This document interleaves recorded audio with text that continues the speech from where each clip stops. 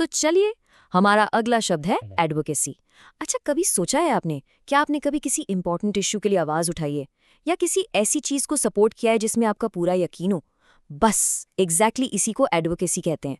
जब आप किसी खास कॉज या पॉलिसी के लिए लोगों का सपोर्ट इकट्ठा करते हैं ना, वही है एडवोकेसी।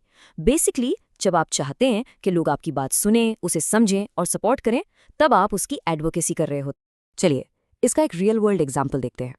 सोच के देखिए कि कोई इन्वायरमेंट को बचाने के लिए, उसकी प्रोटेक्शन के लिए एक कैंपेन कर रहा है, और उनकी जो ये लगातार कोशिशें हैं, उनकी वजह से शहर में नए रिसाइकलिंग प्रोग्राम्स शुरू हो जाते हैं।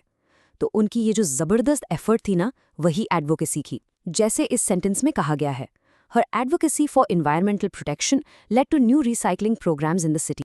और सुनिए, एडवोकेसी सिर्फ बड़े बड़े ग्लोबल इश्यूज के लिए नहीं होती, ये हमारे आसपास, हमारी डेली लाइफ में भी होती है।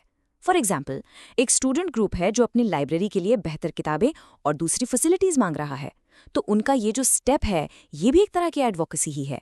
क्यों? क्योंकि वो एक पॉजिटिव बदलाव के लिए आवाज उठा रहे हैं। The student group is known for its advocacy of better library resources.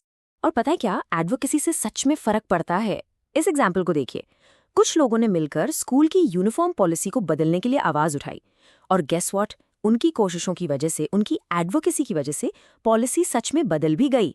ये दिखाता है कि जब लोग एक साथ मिलकर आवाज उठाते हैं तो कितना कुछ अचीव कर सकते हैं। Through their advocacy they help change the schools policy on uniforms. Advocacy की जो असली पावर है वो दूसरों की आवाज बनने में है, और इसका सबसे बेहतरीन एग्जाम्पल मलाला यूसुफज़ई के इन शब्दों में मिलता है। वो कहती हैं कि मैं अपनी आवाज इसीलिए नहीं उठाती कि मैं चिल्ला सकूं, बल्कि इसलिए उठाती हूं ताकि उन लोगों को सुना जा सके जिनकी अपनी कोई आवाज नहीं है। ये उन लोगों के लिए एडवोकेसी है जो अपनी बात दुनिया के सामने नहीं रख पाते। I raise up my voice not so that I can shout, but so that those without a voice can be heard. We cannot all succeed when half of us are held back. अच्छा, तो क्या advocacy को कहने के और भी तरीके हैं? बिल्कुल हैं। इन्हें हम कहते हैं सिनोनिम्स, यानी समानार्थक शब्द, words with a similar meaning. जैसे आप सपोर्ट कह सकते हैं, बैकिंग कह सकते हैं, प्रमोशन या चैंपियनिंग भी कह सकते हैं। इन सब का मतलब लगभग वही है, किसी कॉज को आगे बढ़ाना या उसका पूरी तरह से समर्थन करना। और अब आखिर में इसके आते हैं ऑपोजिट वर्ड्स, यानी एंटोनिम्स। तो एडवोकेसी का ठीक उल्टा क्या होगा?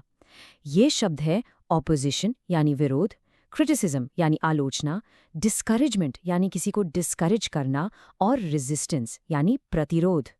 तो जहां एडवोकेसी किसी चीज के लिए आवाज उठाती है, ये शब्द उस आवाज को रोकने या दबाने की कोशिश करते हैं। आई होप अब आप एडवोकेसी शब्द को और भी बेहतर तरीके से समझ गए हों।